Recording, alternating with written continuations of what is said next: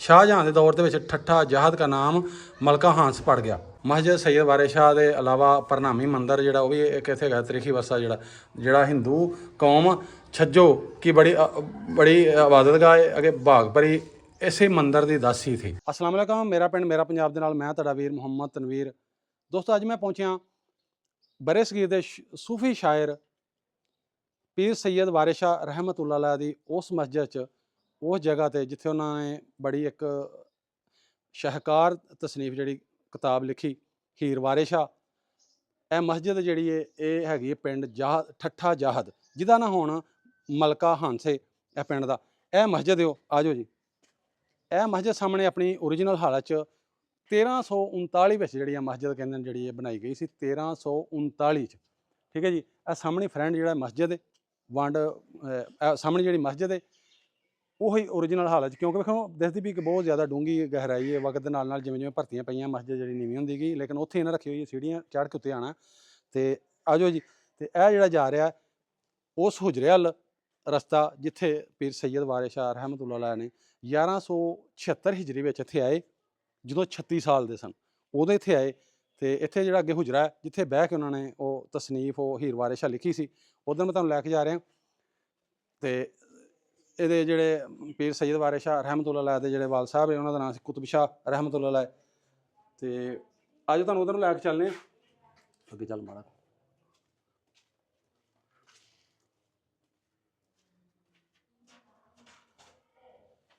यह सामना आ गया जी हुजरा शरीफ जिधर हुजरा है नाल टूटियां वगैरह लगी हुई हैं। तो इत्थे जोड़े ने सैयद वारिस शाह रहमतुल्लाह अलैह जो इत्थे आते हैं उन्होंने तकरीबन उन्होंने उम्र जी 36 साल से 1176 हिजरी में इत्थे आए हैं। इत्थे फिर उन्होंने कोट हसैन जो उत्थे तलीम हासिल की सी। यह उन्होंने पुराना जो हुजरा तुहानूं वहाने पहले थोड़ी मस्जिद वहा दी है जी इधर बीबियां मैं बाद च लैके आना तुहानूं। आ जाओ जी मस्जिद तुहानूं अंदरों वहाने तो मैं उत्थे तुहानूं वहा भी देना उत्ते जिथे लिखिया होया है 1339 हिजरी। तो यह मलका हांस यदा नाम होना पहले यदा नाम ठट्ठा जाहद सी ऐसे बस्ती का पिंड का नाम। तो यह मस्जिद देखो जी उदों की तमीर हाँ तरीख तमीर मस्जिद लिखा है 1339 यानी 740 हिजरी ठीक है जी। यह तो वारिस शाह रहमतुल्लाह का नाम थले लिखा होया। तो यह वो मस्जिद है ठीक है जी जी उस टाइम की। आ जाओ जी अंदर थोड़ी अंदरों मस्जिद विखा देना अदबो एहतराम करते हैं मस्जिद का। तो जरा आस्ताबाद ना मैं तुहानूं दस दिना। तो वेखो यह मस्जिद ठीक है बहुत ही नीवी हुई शायद थले भर्ती पाई हुई यह छोटी जी मस्जिद है। तो इसे मस्जिद में ही जोड़े ने वो नमाज भी पढ़ते होंगे सैयद वारिस शाह रहमतुल्लाह इत्थे है मस्जिद ये जी है उस टाइम की मस्जिद है यानी किन्ने 100 साल जी पुरानी मस्जिद है। तो अज तुहानूं हुजरे वाल मैं लैके चलना उस हुजरे वाल जिथे उन्हें तसनीफ लिखी सी। आ जाओ अंदरों खाते हैं सारी यह पुरानी जी मस्जिद है। बाकी आ शायद इतने बच्चे जोड़े ने कुरान पाक की तलीम हासिल करते होंगे हुण मौजूदा मैं इंज लगता है दरस है। तो मस्जिद उत्ते 3 वड्डे गुंबद ने तो 3 ही सामने मनार ने ठीक है जी। सामने टूटियां गुसलखाने वगैरह आ गए। अज हुण मैं तुहानूं उधर लैके चलना जिथे उन्हों हुजरा है। मेरे नाल जुड़े रहे जी मैं तुहानूं जिहड़ा लैके जाना हुजरे वाल हुजरा भी बहुत नीवा तो उत्थे तुहानूं वहाने जिथे बह के लिखते रहे सैयद वारिस शाह। तो उन्हों का जोड़ा मज़ार है तुहानूं पता ही जंडियाला शेर खां जिला शेखपुरा उत्थे आ। आ जाओ जी यह हुजरा है जी ठीक है। ये आले दुआले वेखो जी सैयद वारिस शाह की जोड़े ने वो शेर लिखे हुए हैं कलाम जोड़े ना वो लिखे हुए है सामने यह थले सीढ़ियाँ जा रही ने वहाया जी इधर यह सीढ़ियाँ जा रही थले हुजरा छोटा जिहा हुजरा। तो क्योंकि बाकी जिवें तुहानूं पहलां दस्सिया कि इत्थे मिट्टी पै पै के भर्तियां पै पै के सारा जिहड़ा पिंड जिहड़ा उच्चा होया जाहिर बात है हुजरा नीवा हो गया सीढ़ियां तो थल्ले आ गए। आ जाओ जी अंदर है हुजरा जिथे सैयद वारिस शाह रहमतुल्लाह इत्थे बह के तो इत्थे ही उन्होंने जी सारी तसनीफ जी किताब हीर वारिस शाह इत्थे ही तकलीफ की इत्थे ही उन्होंने लिखिया सारा है।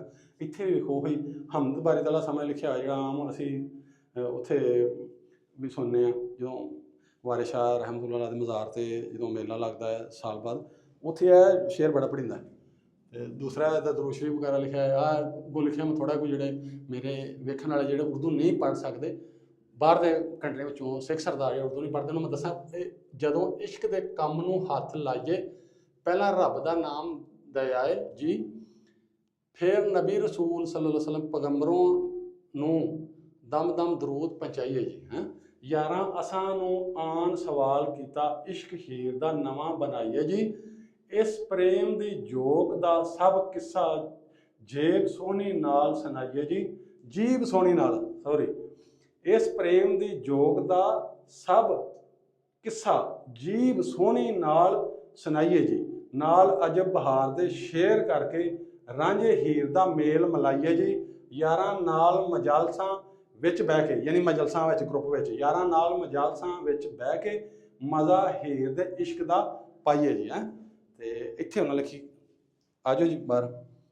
ਤੇ ਇਹ ਉਹ ਹੁਜਰਾ ਸੀ ਜਿਹੜਾ ਤੁਹਾਨੂੰ ਦਿਖਾਇਆ ਛੋਟਾ ਜਿਹਾ, ਜਿੱਥੇ ਉਹਨਾਂ ਨੇ ਲਿਖੀ ਸੀ। ਤੇ ਫਿਰ ਉਹਨਾਂ ਦੀ ਵਫਾਤ ਜਿਹੜੀ ਉਹ ਹੋਈ, ਤੇ ਉਹਨਾਂ ਦਾ ਜਸਦ ਜਿਹੜਾ ਹੈ ਉਹ ਉਹਨਾਂ ਨੂੰ ਦਫਨ ਕੀਤਾ ਗਿਆ ਜੰਡਿਆਲਾ ਸ਼ੇਰ ਖਾਂ, ਜਿਹੜਾ ਇੱਥੋਂ ਕਾਫੀ ਦੂਰ ਹੈ, ਤਕਰੀਬਨ 200-250 ਕਿਲੋਮੀਟਰ ਦੂਰ ਹੋਏਗਾ ਸ਼ਾਇਦ। ਜੰਡਿਆਲਾ ਸ਼ੇਰ ਖਾਂ ਜ਼ਿਲ੍ਹਾ ਸ਼ੇਖਪੁਰਾ ਨੂੰ ਲੱਗਦਾ। ਇਹ ਜਿਹੜਾ ਹੈ ਮਲਕਾ ਹਾਂਸ, ਜਿਹੜਾ ਹੁਣ ਮੌਜੂਦਾ ਮਲਕਾ ਹਾਂਸ ਅਤੇ ਠੱਠਾ ਜਹਾਦ, ਇਹਨੂੰ ਜਿਹੜਾ ਜ਼ਿਲ੍ਹਾ ਲੱਗਦਾ ਪਾਕਪਤਨ।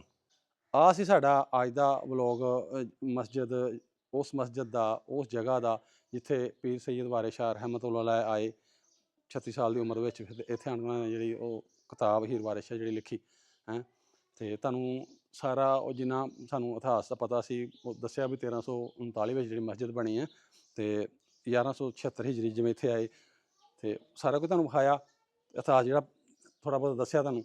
ਉਮੀਦ ਕਰਦੇ ਹਾਂ ਅੱਜ ਦੀ ਵੀਡੀਓ ਤੁਹਾਨੂੰ ਅੱਛੀ ਲੱਗੀ ਹੋਏਗੀ। ਵੀਡੀਓ ਅੱਛੀ ਲੱਗੇ ਲਾਈਕ ਕਮੈਂਟ ਲਾਜ਼ਮਨ ਕਰਿਆ ਕਰੋ, ਅਤੇ ਮਿਲਦੇ ਹਾਂ ਕਿਸੇ ਹੋਰ ਨਵੀਂ ਵੀਡੀਓ ਨਾਲ। ਉਦੋਂ ਤੱਕ ਸਾਨੂੰ ਦਿਓ ਇਜਾਜ਼ਤ, ਰੱਬ ਰੱਖਾ।